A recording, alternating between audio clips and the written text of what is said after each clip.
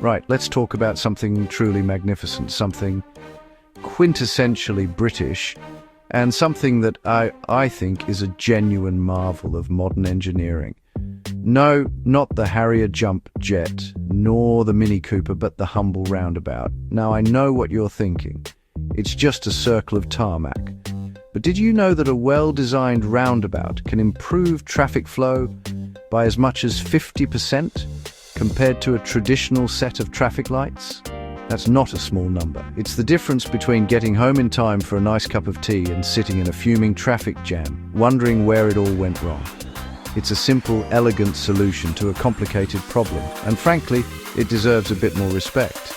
The genius of the roundabout is its inherent understanding of human behavior, or rather, its ability to manage it without being bossy. A traffic light is a bully. It shouts, "Stop," in bright red, then "Go," in green, regardless of whether there's anyone actually coming the other way. It's terribly inefficient. A roundabout, on the other hand, is more like a polite suggestion. It simply presents an opportunity, a continuous loop of possibility, and trusts you, the driver, to make a sensible decision. It relies on a shared understanding and a bit of common sense, which you might argue is a risky strategy on modern roads. But when it works, my word, it's a thing of beauty. This simple circle of road is more than just a traffic management system. It's a statement of principle. It's about flow, momentum, and cooperation. Unlike a stop sign, which brings everything to a grinding, unnecessary halt, the roundabout encourages you to keep moving, to blend seamlessly with the traffic around you. It's a dance, really. A carefully choreographed automotive ballet, where each driver anticipates the other's moves, merging and exiting with a grace you simply don't find at a clunky, robotic traffic light intersection. It's the difference between a waltz and a robot doing the robot. One is fluid and efficient, the other is just jerky and awkward. Why are we so good at them in Britain? Perhaps it's in our nature. We're a nation that understands the art of queuing, of waiting our turn, and of polite deference. The core principle of the roundabout, giving way to traffic already on it, is a very British concept. It's not about asserting your right of way. It's about facilitating the smooth progress of everyone. It's a small, daily act of civic cooperation that keeps the country moving. And when you think about it like that, this simple circle of tarmac starts to look less like a piece of road furniture and more like a monument to civilized driving. It's brilliant, and we should be rightly proud of it. Navigating a British roundabout is, at its heart, a remarkably simple affair, though you wouldn't think it from the panicked expressions you see on the faces of some tourists. The fundamental rule is this: give way to your right, that's it. As you approach the roundabout, you look to the right for any oncoming traffic already circulating. If the way is clear, you proceed without stopping. If there's a car coming, you wait for it to pass, then you go.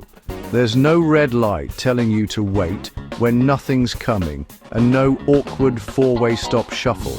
It's a system based on observation and judgment, not blind obedience. The process is designed for perpetual motion. You slow on the approach and select your lane based on your intended exit. Left lane for the first exit, right lane for later exits. Always follow the road markings, then you merge. The key is to maintain momentum where possible. A good roundabout driver doesn't stop unless they absolutely have to. They anticipate gaps, adjusting speed to slot in seamlessly. This is what makes the system so efficient. Cars aren't constantly stopping and starting, burning fuel and wasting time. Mostly vehicles are in a state of gentle, flowing movement. Better for the engine and, frankly, for the driver's soul. Signaling is, of course, terribly important. It's how you communicate your intentions to the other dancers in this automotive ballet.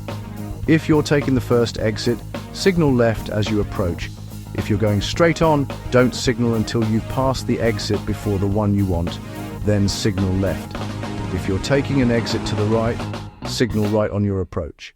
Maintain that signal until you change it to left to indicate your exit. It's a simple code, a language of flashes that makes the whole system work.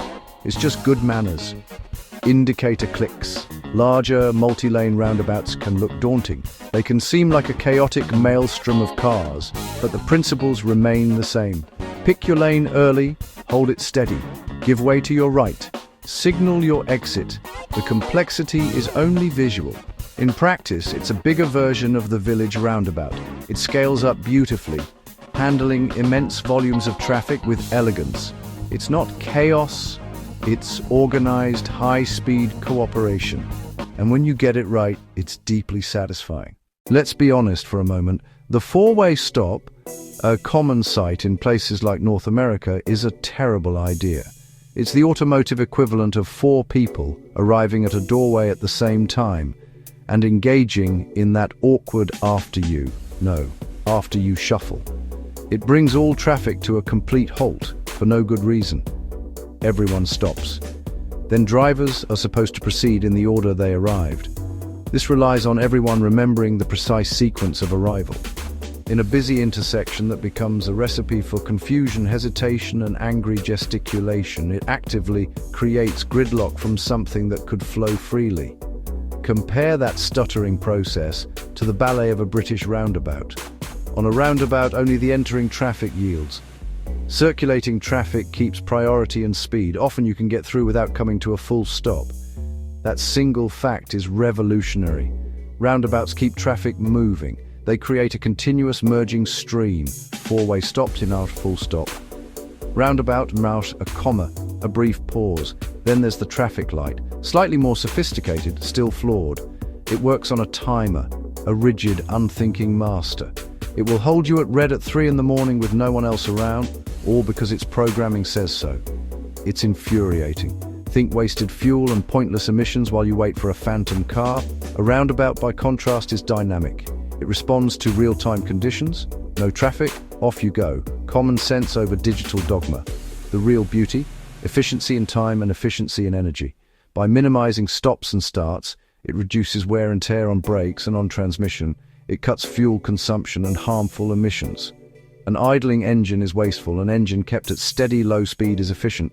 Keeping cars moving helps your schedule, helps your wallet, and in a small but meaningful way, helps the planet. Sometimes the simplest, most logical solution is the cleverest. Just when you think you've mastered the standard roundabout, Britain throws you a googly. I am, of course, talking about our more creative designs. Take the magic roundabout in Swindon, for example. It is, to the uninitiated, the stuff of nightmares. It consists of one large central roundabout that flows anti-clockwise, surrounded by 5 mini roundabouts that flow clockwise. It looks like a diagram of a particle collision drawn by a madman. First-time drivers approach it with the same trepidation usually reserved for landing a 747 in a hurricane. But here's the secret. It's utterly, bafflingly brilliant. It offers multiple paths through the junction, dramatically increasing its capacity. It's a complex problem solved with an even more complex yet perfectly logical solution. These unusual designs showcase a particular British flair for pragmatic, if slightly eccentric, problem solving. We don't just build a circle, we tailor it. We have hamburger roundabouts, where a main road punches straight through the central island, allowing through traffic to bypass the circulating lanes entirely.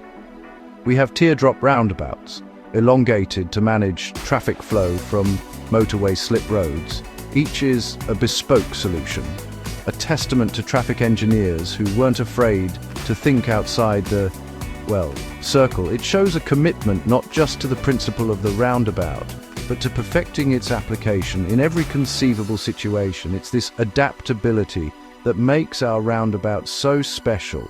Now, the rest of the world is starting to catch on. Countries across Europe and even in America are tearing out their inefficient intersections and replacing them with roundabouts, or traffic circles, as they sometimes call them. And they are, of course, reaping the benefits of improved safety and better traffic flow. Studies consistently show that replacing a standard intersection with a roundabout reduces all accidents by about 35% and, astonishingly, reduces fatal or serious injury accidents by up to 90%. The slower speeds and lack of head-on or T-bone collision points make them inherently safer. It's a safety revolution hiding in plain sight. But even as others adopt them, there's something about the British roundabout that remains the benchmark. Perhaps it's our sheer experience. We've been building and refining them for decades. We've ironed out the kinks, learned what works, and aren't afraid to get a bit creative, as Swindon proves. Our system, with its clear give way to the right rule and our drivers' ingrained understanding of it, is just smarter. It's a simple, elegant idea that we have elevated to an art form. So the next time you glide effortlessly onto a roundabout, spare a thought for the quiet genius behind it. It's more than just a road. It's a little piece of Britain that keeps the world turning smoothly.